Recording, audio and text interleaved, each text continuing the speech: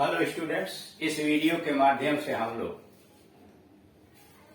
English में दिए गए अनसीन पैसेज को कैसे हल किया जाता है इसके विषय में हम अध्ययन करेंगे।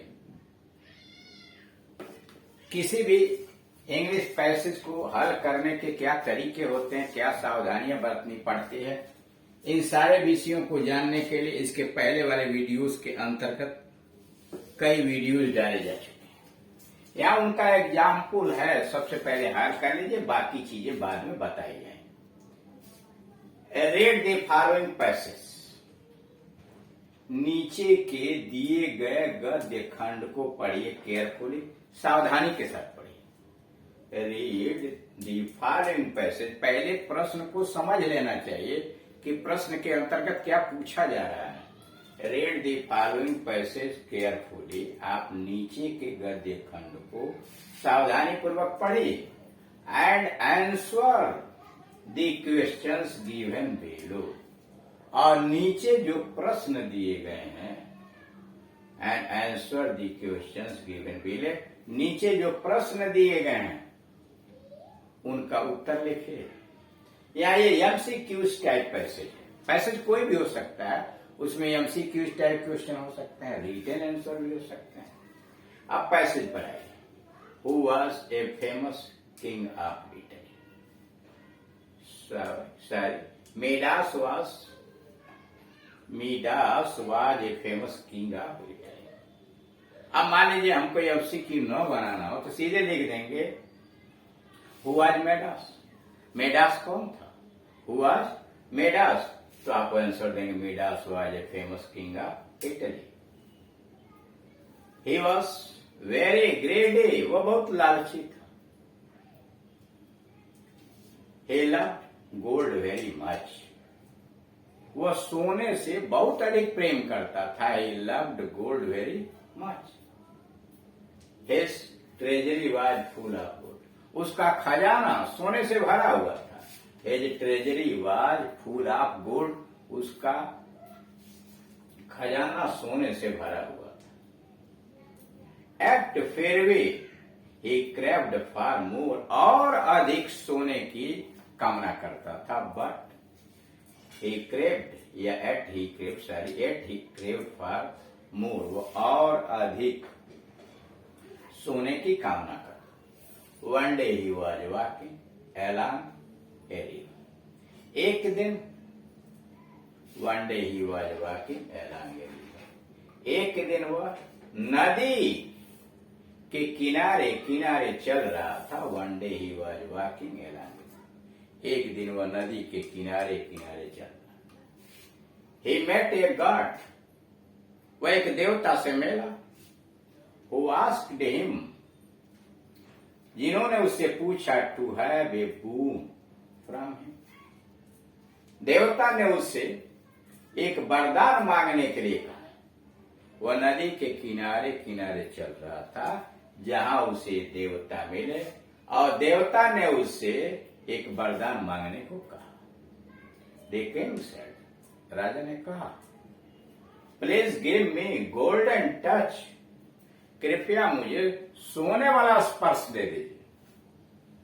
Please give me golden touch, कृपया मुझे सोने वाला स्पर्श दे दीजिए, मतलब जिस चीज को छुए वो सोना हो जाए। What do you mean by golden touch? Golden touch से तुम्हारा मतलब क्या है? सोने के स्पर्श से तुम्हारा अर्थ क्या है? आस्क्ड द गॉड, देवता ने पूछा राजा से कि सोने के स्पर्श से तुम्हारा मतलब क्या है? द किंग सेड, राजा ने कहा, the thing which I touch, राजा ने कहा वह वस्तु जिसे मैं छू लूं। द किंग सेड, राजा ने कहा वह वस्तु जिसे मैं छू लूं, which I touch must change into gold, उसे अवश्य सोना बन जाना चाहिए। The king said, the thing which I touch, राजा ने कहा कि वह वस्तु जिसे मैं छू लूं मस्ट चेंज इनटू गोल्ड, सोना हो जाना चाहिए। Hearing this the God laughed, यह सुनकर देवता हंसे। हियरिंग दिस, यह सुनकर, दे गॉड लाफ्ड। ही सेड, उन्होंने कहा, योर आइडिया इज रॉन्ग, तुम्हारा विचार गलत है, तुम्हारी सोच गलत है। Gold does not make one happy, सोना किसी को प्रसन्न नहीं बनाता। Gold does not make one happy, सोना किसी को प्रसन्न नहीं बनाता। Peace of life does not lie in gold, जीवन की शांति सोने में निहित नहीं है। Peace of life does not lie in gold, सोने, जीवन की शांति सोने में निहित नहीं है, बट इन कंटेंटमेंट, बल्कि उस संतोष में, जीवन की शांति संतोष प्राप्त करने में। However I accept your prayer, फिर भी मैं तुम्हारी प्रार्थना स्वीकार करता हूं। देवता ने कहा कि आदमी की शांति सोने में निर्भर नहीं है, फिर भी मैं तुम्हारी प्रार्थना स्वीकार करता हूं। क्वेश्चन आगे बना, हु वाज मिडास, मिडास कौन था? A greedy king of Italy, Italy का लालची राजा था। A greedy king of Italy, a great king of Italy, Italy का महान राजा था। ए लवर ऑफ गोल्ड, सोने का प्रेमी था। ए फ्रेंड ऑफ गोल्ड, सोने का मित्र था। अब इसमें आप आंसर पैसेज के अनुसार देंगे। पैसेज में देखिए, ए फेमस किंग ऑफ इटली, ठीक, किंग ऑफ इटली अभी सही है। ही वॉज ग्रेडी, देख रहे हैं, वह लालची था। इसमें ज्यादा से ज्यादा उत्तर देने का प्रयास किया गया। अगला वाले में ग्रेट किंग ऑफ इटली केवल दिया, लवर ऑफ गोल्ड इसमें केवल दिया, इसलिए ए वाले को अधिक सही उत्तर माना जाएगा, इसलिए पहले का ए।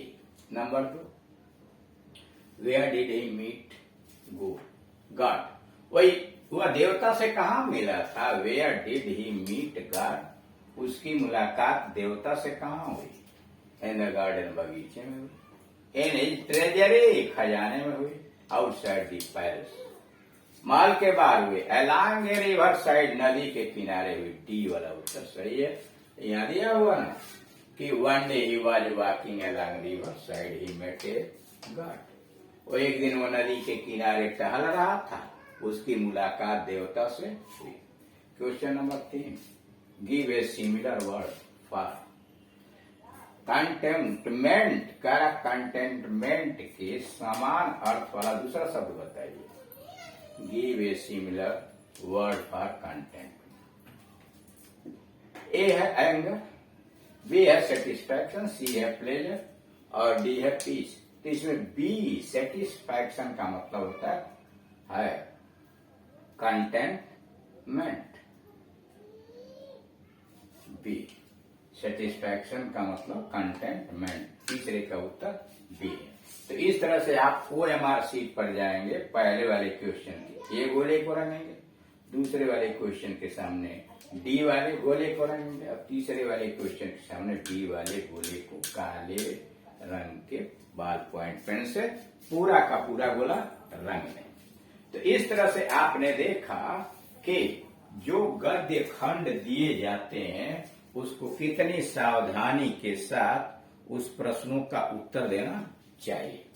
अब यहाँ आप किस प्रकार से अपने ज्ञान का वर्धन करेंगे, कैसे आप अधिक से अधिक सक्षम होंगे, इसके लिए आप ऊपर देख रहे हैं पार्ट 36 का ये वीडियो है। पार्ट 1 से लेकर 3 तक और 9 से लेकर 15 तक के जो वीडियो हैं उसमें विस्तृत रूप से समझाया गया है कि आप किसी भी पैसेज को किस प्रकार हल करेंगे, क्या सावधानियां होंगी। तो उसमें लगभग 9 वीडियोस, 9-10 वीडियोज आपके उसी पर बनाए गए हैं ताकि आप आसानी से समझ सकें कि किसी भी अनसीन पैसेज को हल करने के लिए क्या क्या बातें आवश्यक।